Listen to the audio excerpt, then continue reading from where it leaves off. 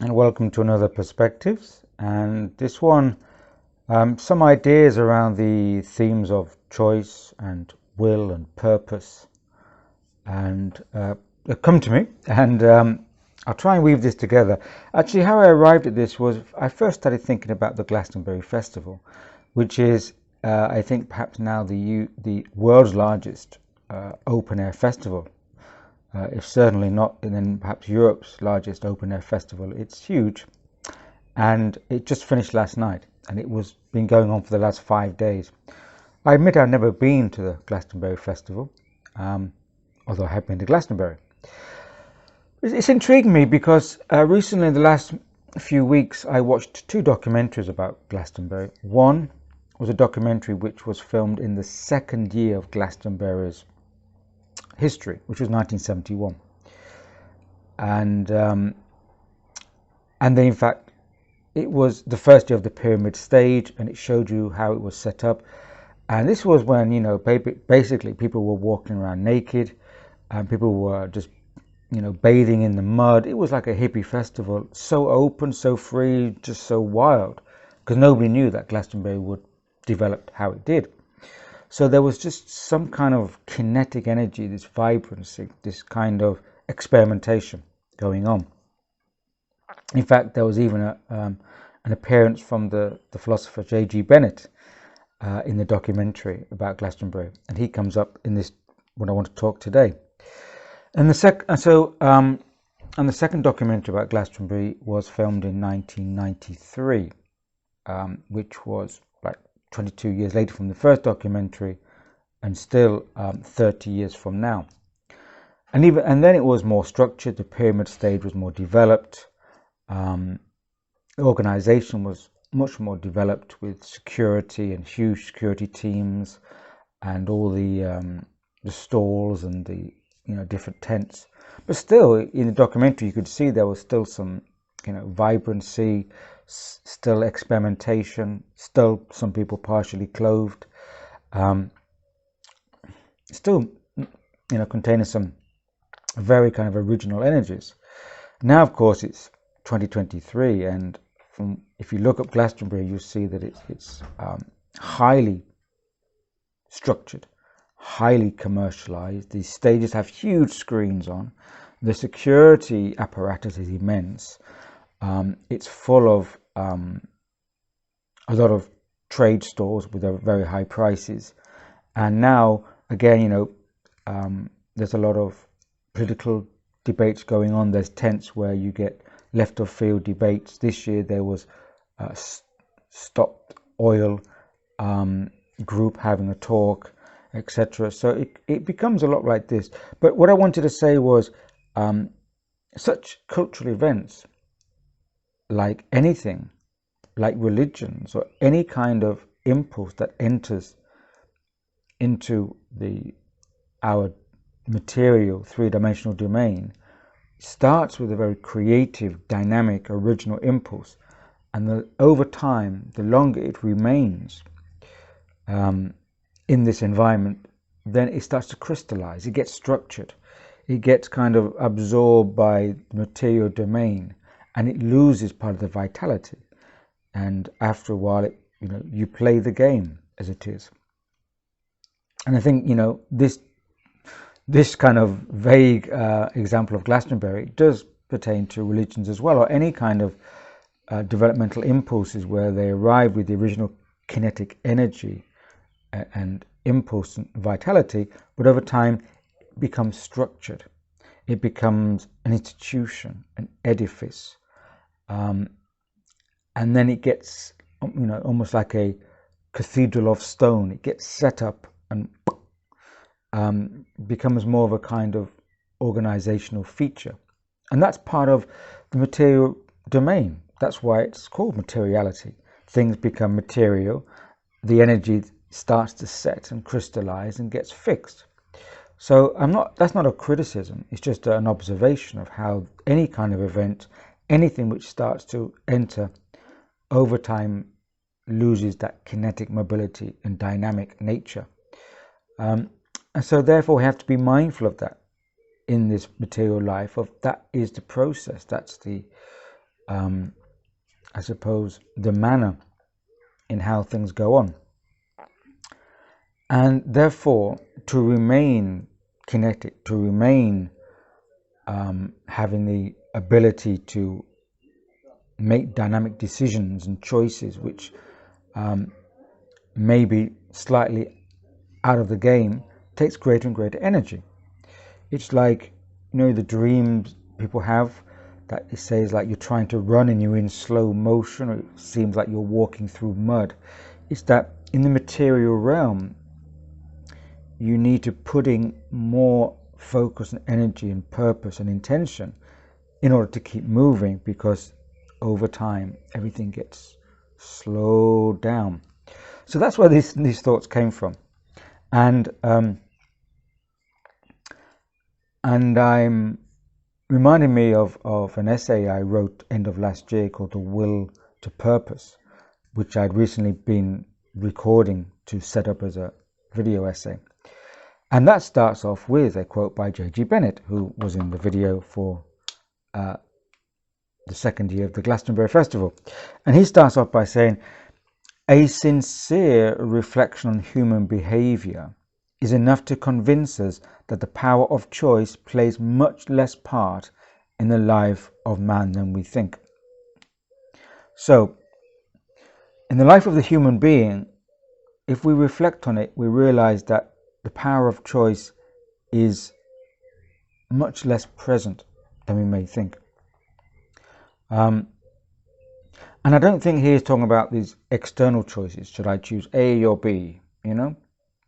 Because usually A or B are owned by the same company anyway. So what he's talking about is, of course, the inner choice that we get to make.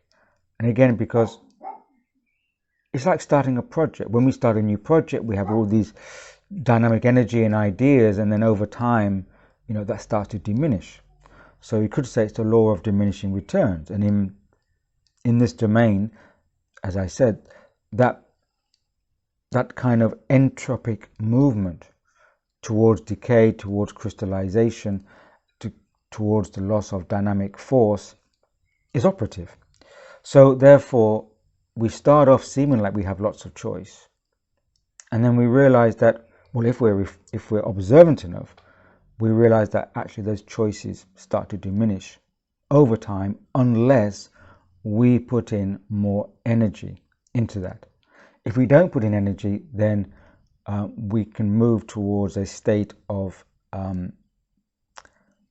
perceived choice, but actually a lack of choice. And I think that was brought up in the last couple of years, when we all assumed, or most of us assumed, especially in these so-called free and freedom-loving countries, so-called, that we've always assumed we have freedom and liberty and choice. And then all of a sudden it was taken away from us in these lockdowns and these biosecurity measures.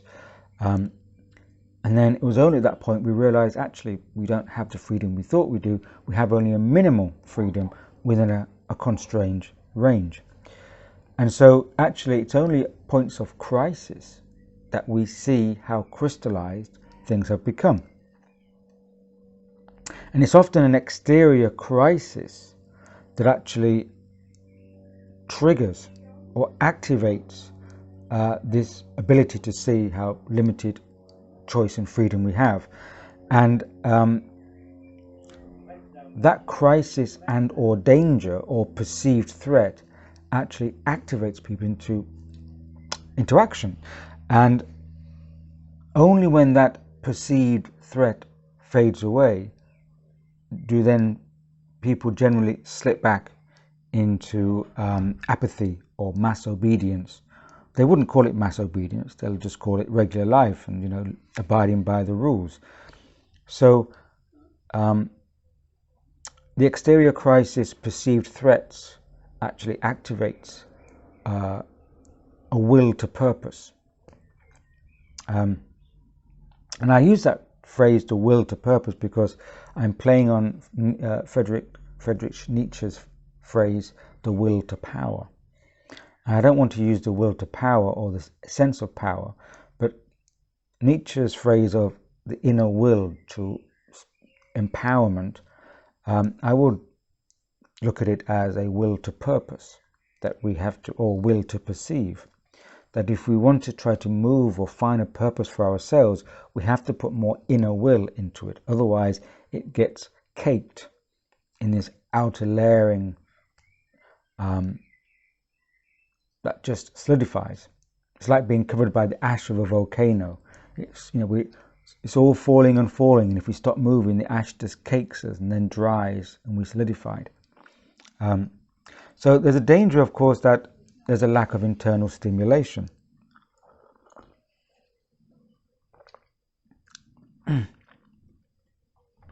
And I've referred to this sometimes as a kind of lazy spirituality, is that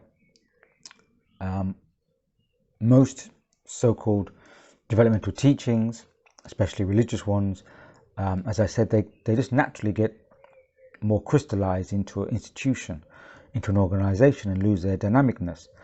And so too can this so-called search for some kind of inner spirit can just latch on to something which I call a lazy spirituality, because it satisfies us to a degree, but keeps you in a kind of contentment mode, but doesn't have enough dynamic impotence to keep on moving through that kind of mud or slow motion, as if in a dream. So I'm referring back to my essay, the will to purpose, and I put here, instead of a person having faith and hope that they can change by making real effort, they are usually entertained with illusions that then take away from them the impulse to make any real change with themselves. So the entertainment with illusions, it's going on all the time. And I've talked about that before, was this theatre of the absurd. So the more it's going on, the more that we have to actually make a purposeful choice in which direction we want to move. And in that, of course, I often refer to the work of the Colin Wilson, the Leicester-born philosopher, writer, thinker, very underrated, I think, and he's written scores of books. In fact, his first book, which made him famous, was The Outsider, about certain people who live on the outside of the mass consensus, and how they, sometimes get overwhelmed by the entropic energies of the mass culture, and how they have to keep on pushing and pushing against that, and in doing so they naturally feel an outsider and are seen as outsiders.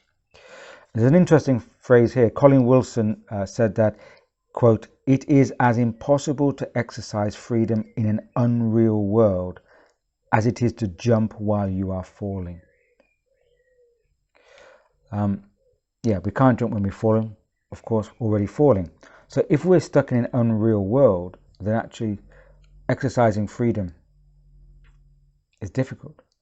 So we have to get ourselves out of the unreal world, out of the illusions, the traps, the distractions. And that's perhaps why sometimes we should welcome these crisis points, these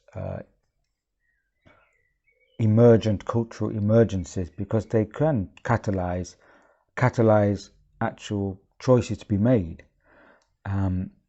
So maybe they are part of the anomalies of the system that actually have a function to allow those people aware enough to take them as triggers to make choice points in their life that they hadn't previously made, or perhaps would not make. And I refer also to the historian Arnold Toynbee, because Toynbee believed that civilizations, as well as individuals, they progress by overcoming struggles, by moving beyond such challenge points. And he says that if the crisis is too great, the civilization succumbs and collapses. If the challenge is not enough, the civilization overcomes and then becomes complacent, and then slides into greater decadence and eventually collapses. So the challenge has to be what I would call the Goldilocks kind of zone. You know, if it's too strong a crisis point, it'll just collapse, break down. If it's too little, we'll overcome it and then get complacent and says, oh yeah, we've done that now, everything's fine. And then actually you could then slide very easily into decadence through complacency. And we can see some signs of that going on right now, is that we may, all the turmoil that's going on in the world, we may be offered this way of overcoming it through, let's say, embracing technology and technological structures that will govern crisis for us. And then we think that, oh, we've overcome this civilizational struggle, and technology is now enabling a new phase for us. And then we slip into the decadence of technology and the laziness there. So there needs to be a zone where we are catalyzed enough, but neither into breakdown nor into a false illusion or breakthrough. And Arnold Toynbee also believed that civilization needs to produce a creative minority to meet the challenge of the time. So again, the creative insights never come from the majority, but from a minority, and they need to be continually fed into the social cultural organism.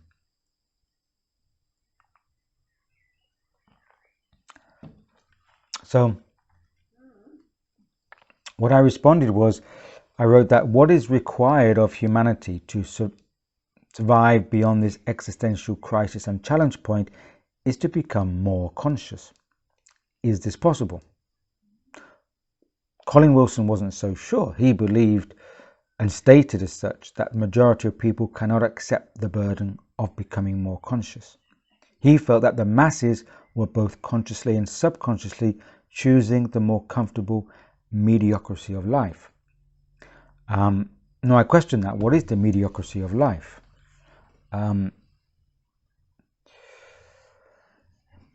I don't know. Is it that we just slip into a comfort zone, and with that we have enough of our necessities provided for, and we're allowed to live the lives more or less in a comfort zone as long as we go along with the mass consensus narrative? That's the mediocrity, perhaps. But what I'm saying is that it's important to recognize that in all these challenging times, as the chaos and the turmoil swirls around us, humanity stands on the threshold of a higher form of life. Every crisis point allows a threshold to shift into a recalibration, into a higher form of life. It doesn't have to slip into decadence, of course. And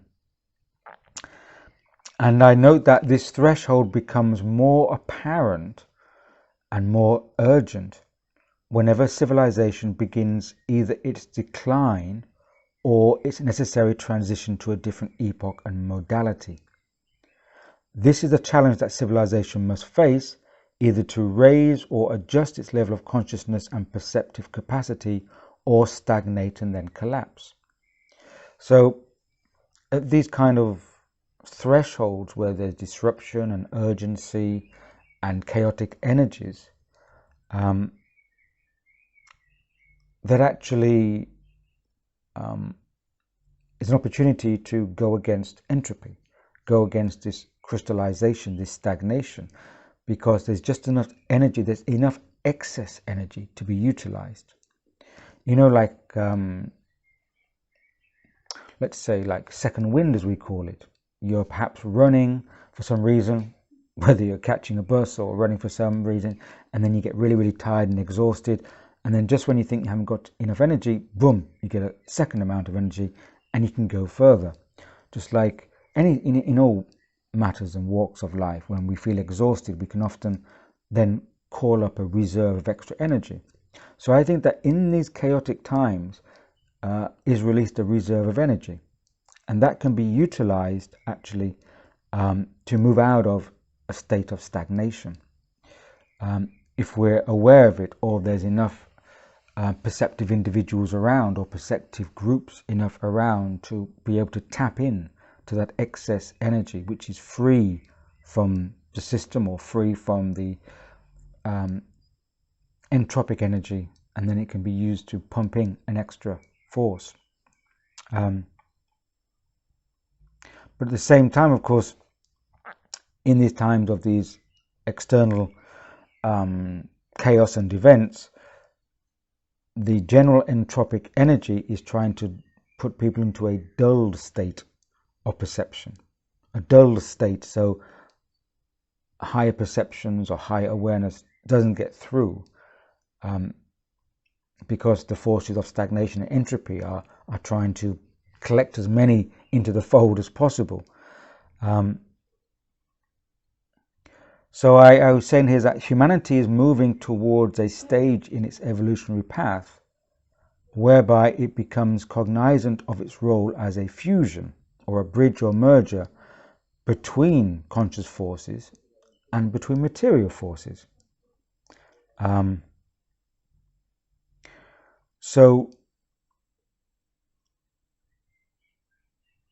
I'm saying that we're not at that threshold yet.